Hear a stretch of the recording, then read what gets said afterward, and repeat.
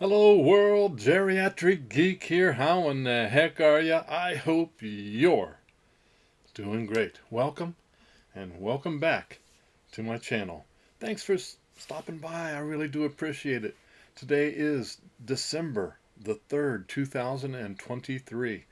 It's a Sunday. Beautiful morning here in North Las Vegas. I think it's like 53 degrees outside right now. Beautiful. Couldn't ask for better weather here in the Vegas area. So if you're thinking about coming, bring a little coat, but it's beautiful.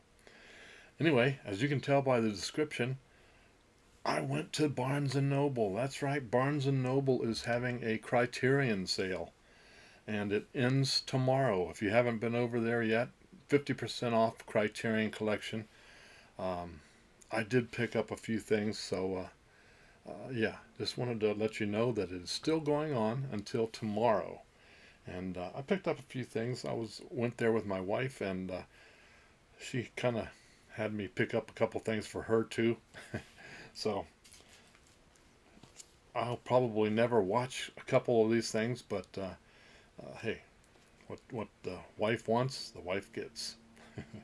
Speaking of that, the first one up is something called Wings of Desire. Wings of Desire. This is a 4K and Blu-ray.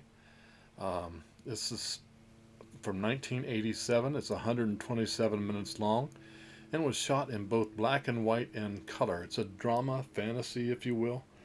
Um, this is number 490. 490 in their collection. This was released in 2009, this version right here. So it's been on the shelf for quite a while. Um, Wings of Desire is one of cinema's loveliest city symphonies.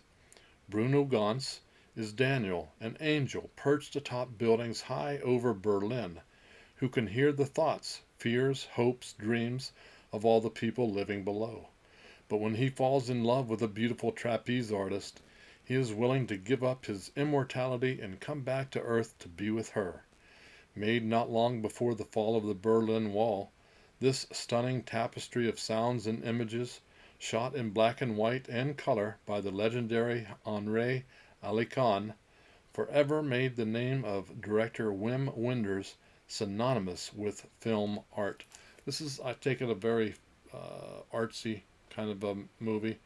Not my favorite, but my wife enjoys those, so there it is. Let me know, by the way, if you have seen any of these movies. Let me know in the comments section what you thought of them. So, Wings of Desire, and of course, with every Criterion, there's a whole bunch of special features. Yeah, lots of them. So, yeah, something my wife will enjoy, I hope. There you go. And another one she wanted, so here we go. This one, done by the spectacular Mr. Spike Lee. We've got most of Spike Lee's stuff in our collection, but did not have this one. It's called Bamboozled. This is done in 2000. It's 136 minutes long. It's a satirical black comedy. Um, This is number 1019 in the collection, apparently. It has Damon Wayans in it. I really like him as an actor and a comedian. Bamboozled. With this blisteringly funny, unapologetically controversial satire, writer-director Spike Lee examined the past, present, and the future of racism in American popular culture, issuing a daring provocation to creators and consumers alike. Under pressure to help revive his network's low ratings, television writer Pierre Delacroix, played by Damon Wayans, hits on an explosively offensive idea, bringing back blackface with the new millennium minstrel show. The white network executives love it, and so do audiences, forcing Pierre and his collaborators to confront their public's insatiable appetite for dehumanizing stereotypes. Shot primarily on unvarnished digital video and boasting spot-on performances by Wayans and Jada Pinkett Smith, Tommy Davidson. It's Bamboozled is a stingingly indictment of mass entertainment at the turn of the 21st century that looks more damning with each passing year. There you go. Bamboozled. Spike Lee. I'll probably watch that one with her, by the way. I haven't seen it, to be honest with you. And then we have David Lynch's Blu-ray of Inland Empire. Used to live in the Inland Empire, at least one I know of, the one in Riverside, California. They call that the Inland Empire. I'm not sure if that's where this took place, but this is from 2006. It's 180 minutes long. Wow. It's a psychological thriller. Of course, it stars it's directed by David Lynch, but stars Laura Dern. This was shot all on digital. This is an upgrade for me from DVD. I've watched this probably back in 2006, 2007, but I haven't seen it since. So, can't wait to check it out on Blu-ray. Strange What Love Does. The Role of a Lifetime, a Hollywood mystery, a woman in trouble. David Lynch's first digitally shot feature makes visionary use of the medium to weave a vast meditation on the enigmas of time, identity, and cinema itself. Featuring a tour de force performance from Laura Dern as an actor on the edge, this labyrinth dream factory nightmare tumbles down the endless series of unfathomably interconnected rabbit holes as it takes viewers on a hallucinatory odyssey into the deepest realms of the unconscious mind. I think I remember when I first watched this, I was scratching my head saying, what the heck is going on here? That's kind of this movie, so can't wait to rewatch it, see if I understand it any better. There you go. Anybody ever seen Inland Empire? If you have, let me know in the comments section below. Next up, Charles Laughton and Bela Lugosi in a really good movie. I got it on Blu-ray now. Island of Lost Souls. Island of Lost Souls is from 1932. It's 70 minutes long. It's black and white. It's kind of a horror sci-fi, if you will. I have seen this in the past. It's been quite a long time, however. This is based on H.G. Wells' novel, The Island of, Moreau. Dr. Moreau. Yeah. A twisted treasure from Hollywood's pre-code horror heyday. Island of Lost Souls is a cautionary tale of science run amok. Adapted from H.G. Wells' novel The Island of Dr. Moreau. In one of his first major movie roles, Charles Laughton is a mad doctor conducting ghastly genetic experiments on a remote island in the South Seas, much to the fear and disgust of the shipwrecked man who finds himself trapped there. This touchstone of movie terror, directed by Earl Kenton, features expressionistic photography by Carl Struss, groundbreaking makeup effects that have inspired generations of monster movie artists, and a legendary Bela Lugosi in one of his most gruesome roles. I enjoyed the heck out of this movie. Can't wait to watch it on Blu-ray. This I can highly recommend if you have not seen it. Next up, John Travolta and Nancy Allen in a Brian De Palma film, Blowout. I have seen this one also. It's been quite a few years, but wanted to have it in my collection, didn't have it. Blowout is from 1981. It's 108 minutes long. It's R-rated. It's a drama mystery. This is number 562 in the Criterion collection. Of course, Brian De Palma also did Dress to Kill and Carrie. But I enjoyed this movie when I first watched it. Can't wait to rewatch it now that like I said, I did not have this in my collection, but there we go. Let me know if you've seen it, and I thought Travolta did a good job in that. Next up is a 4K and a Blu-ray of The Seventh Seal. This is from 1957. It's 97 minutes long. It's black and white. This is a horror fantasy type film. It's a Swedish film, and about 80% of the people that watch it like it. Have not seen it myself. At least I don't remember seeing it. Returning exhausted from the Crusades to find medieval Sweden gripped by the plague, a knight, played by Max von Sydow, suddenly comes face to face with the hooded figure of death and challenges him to a game of chess. As the fateful game progresses and the knight and his squire encounter a gallery of outcasts from a society in despair, Ingmar Bergman mounts a profound inquiry into the nature of faith and the torment of mortality. One of the most influential films of its time, The Seventh Seal is a stunning allegory of man's search for meaning in a work of stark visual poetry. The Seventh Seal. Let me know. Have you seen it? I don't remember it. All right, so can't wait to watch that. Now, one I do remember and highly recommend if you've not seen it. This is the 4K and Blu-ray combo of Dazed and Confused. That's right.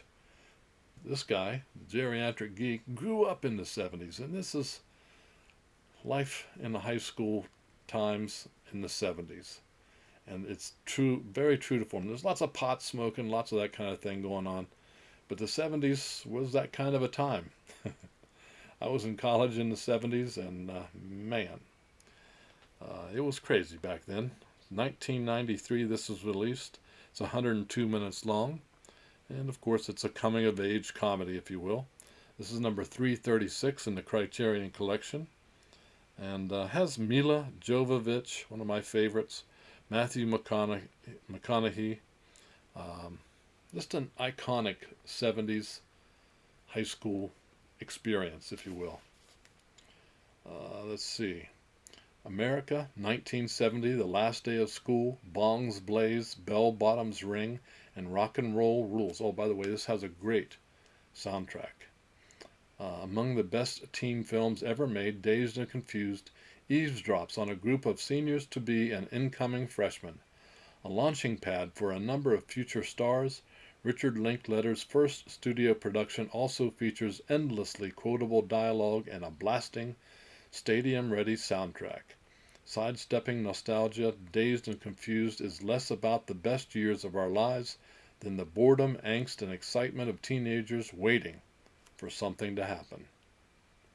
And of course has lots of special features with the new 4K digital restoration. Can't wait to check this out on 4K.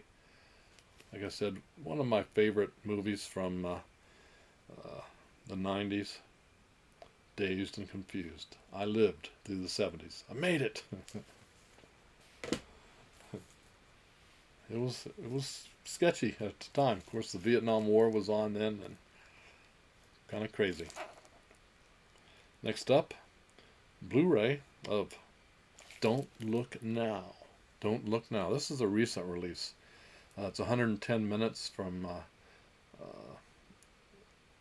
the movie, I guess, is 1973 horror mystery. About 70% of the people that watch it like it. This is number 745 with Julie Christie and Donald Sutherland.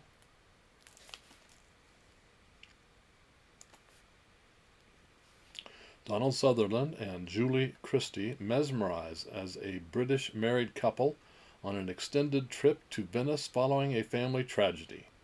While in that elegantly decaying city, they have a series of inexplicable, terrifying, and increasingly dangerous experiences.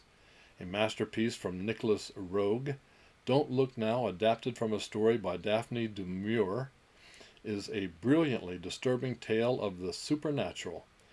As renowned for its innovative editing and haunting cinematography, as its naturalistic eroticism and unforgettable climax and denouement, one of the great endings in horror history.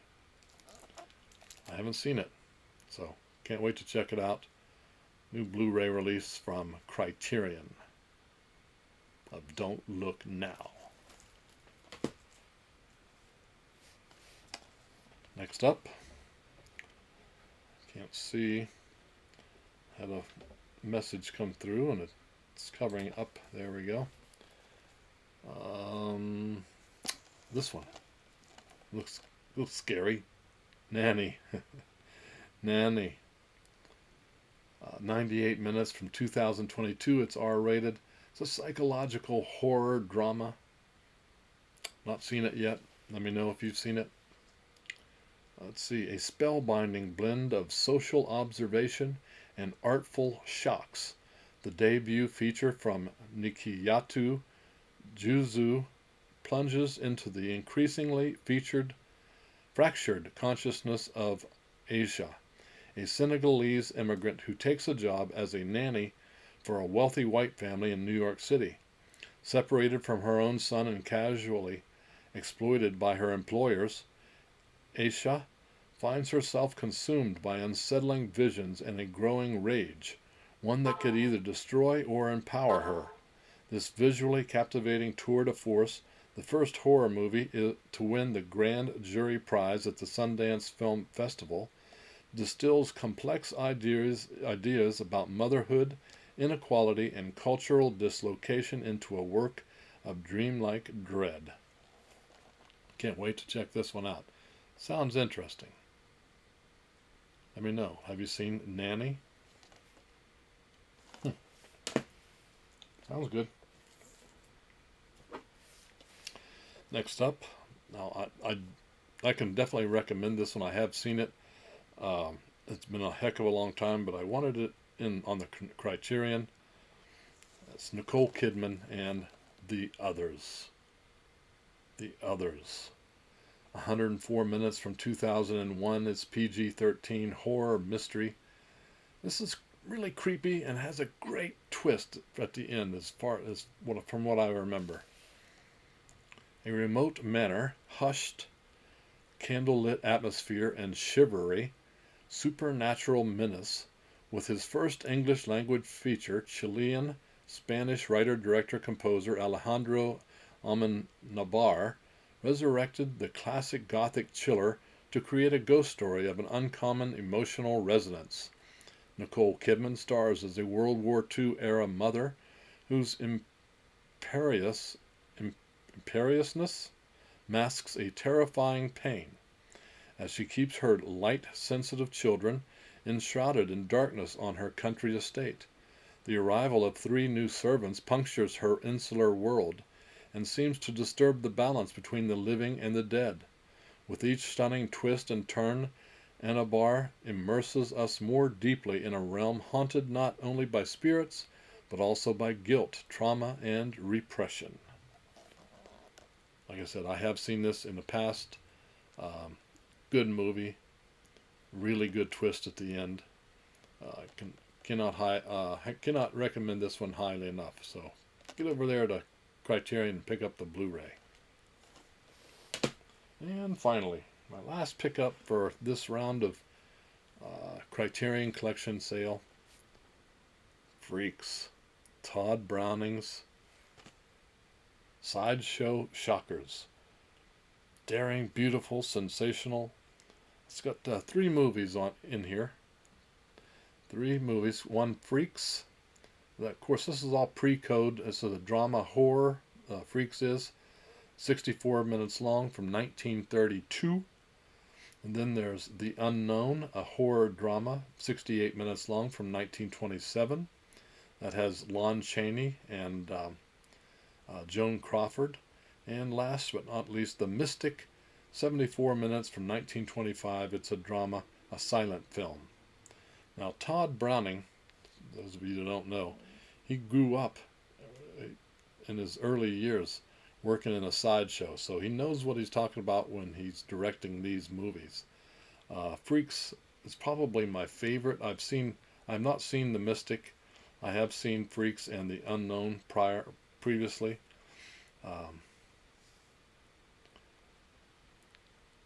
basically they this release, or Freaks, the first one, um, the first movie I was talking about, kind of got some heat back then because were they exploiting these disabled people, or was it?